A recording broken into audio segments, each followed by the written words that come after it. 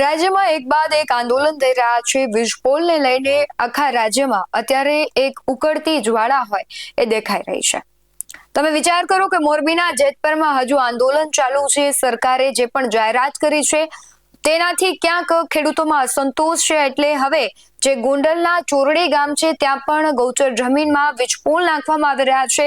તેને લઈને ખૂબ વિરોધ થઈ રહ્યો છે. સતત છઠ્ઠા દિવસે પણ આજે વિરોધ યથાવત રાખવામાં આવ્યો હતો અને હવે ખેડૂતોએ કહી દીધું છે કે જો મારી માંગણી સંતોષવામાં નહીં આવે તો મોટું જનસંમેલન થશે. નમસ્કાર, ગુજરાત BS9 TV ન્યૂઝમાં આપની સાથે હું છું ભગવતી વિશાવડિયા. છેલ્લા કેટલાય સમયથી આપણે જોઈ રહ્યા છીએ કે રાજ્યના ખેડૂતો અલગ અલગ સમસ્યાને લઈને આંદોલન કરી રહ્યા છે. વીજપોલની સમસ્યા હોય કે ગેસ લાઇનની સમસ્યા હોય, તમામ ખેડૂતો છે અત્યારે મેદાને છે. સરકાર અને ખાનગી કંપનીના વિરોધમાં આંદોલન કરી રહી છે. ત્યારે આપણે જોયું કે ગોંડલના ચોરડીમાં પણ જે ગૌચર જમીન છે ત્યાં વીજપોલ નાખવામાં આવી રહ્યા છે અને ખેડૂતો છે તે વિરોધ કરી રહ્યા છે. સતત 6 દિવસથી વિરોધ યથાવત છે. આજે છે અનોખો વિરોધ કરવામાં આવ્યો હતો. જે જેટકો કંપની છે તેના દ્વારા છે જે વીજપોલ નાખવામાં આવી રહ્યા છે, કામગીરી સતત ચાલુ છે. ખેડૂતો વિરોધ કરી રહ્યા છે.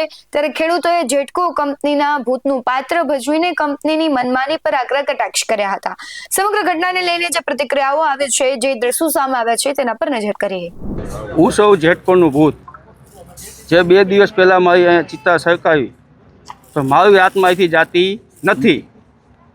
અમારી પાસે એવા પરિપત્ર છે જે મિસ્ટર ઇન્ડિયા જેવા અમને દેખાય પણ ખેડૂતને દેખાય નહીં.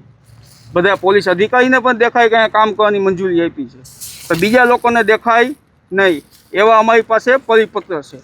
હું અહીંથી જવાનું નથી અને અમને કોઈના કાયદા લાગુ પડે નહીં. આ સરકાર છે અમારા કંપનીની. અમે જે ધારશું તે થશે. આમાં કોઈનાથી રોકાશે નહીં. મારું નામ અલ્કેશભાઈ મોહનભાઈ ઘેટિયા, ગામ ચોયડી. હવે આ જેટકો કંપનીવાળા જો આ 6 દિવસથી અમે લડત કરી રહ્યા છે પણ અમને કોઈ કાંઈ જવાબ દેતા નથી. હવે જો આ કંપની ગૌચરની જમીનને જો જવાબ ન દેતા હોય તો તમે વિચાર કરજો કે સામાન્ય ખેડૂતને શું જવાબ દે. કે સામાન્ય ખેડૂતનું તો આમાં કાંઈ આવે નહીં. અને જો આ કાંઈ નહીં અમને કંઈ રજૂઆત કરે કે કંઈ નહીં રોકાય તો અમે આગામી દિવસોમાં મોટું લડત કરવા પણ તૈયાર છે. અને આજુબાજુના ગામના ગોમટા છે, પાટીદાર બધા અમને સાથ આપવા આવે જ છે અને સાથ આપશે જ. અને આથી હવે જો આ ન રોકાય તો અમે મોટું સંમેલન કરવા પણ તૈયાર છે. તમારી મુખ્ય માંગ શું છે? અમારી માંગ એ છે કે જો આ ગૌચરની જમીનમાં જો આ કરતા હોય તો તમે સમજી લો કે આ ખેડૂતને તો શું જવાબ દે. એટલે અમારી એવી માંગ છે કે આ ગૌચરની જમીન છે તો એ અમે આ બંધ કરવું જોઈએ ને એમ. હવે અત્યારે જે વિરોધ છે એ ખૂબ આક્રમકતા સાથે ખેડૂતો કરી રહ્યા છે. દિવસે ને દિવસે આક્રમકતામાં વધારો થઈ રહ્યો છે. પછી મોરબીના જેતપરના ખેડૂતો હોય, સુરેન્દ્રનગરના કોંઢના હોય, આ શરૂઆત છે કચ્છના વાંઢિયાથી થઈ હતી. હવે આખા રાજ્યમાં તેના પડઘા પડી રહ્યા છે. ખેડૂતોમાં એક પ્રકારનું અલગ જુનૂન આવી ગયું છે ને હવે તેમની એક જ માંગ છે કે જો અમારી માંગ નહીં સ્વીકારવામાં આવે તો આગામી સમયમાં જે 2027માં ચૂંટણીઓ આવવાની છે તેના પરિણામ રૂપી અમે છે અમારો આક્રોશ ઠાલવીશું. અને હવે જે ચોરડી ગામની જે વાત છે અત્યારે ત્યાં વિરોધ થઈ રહ્યો છે.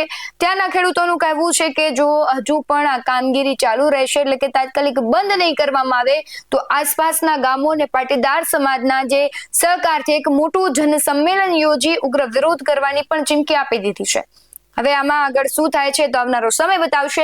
પરંતુ આ ઘટનાને લઈને તમારું શું માનવું છે કમેન્ટમાં જરૂરથી જણાવજો. બાકી આવા જ હોય બાલુ સાથે ફરી મળતા રહીશું. તમે અમારી YouTube ચેનલને સબસ્ક્રાઇબ કરવાનું, અમને Facebook અને Instagram પર ફોલો કરવાનું ભૂલશો નહીં. બાકી નવી અપડેટ્સ મેળવવા માટે જોતા રહો BS9 TV ન્યૂઝ. નમસ્કાર.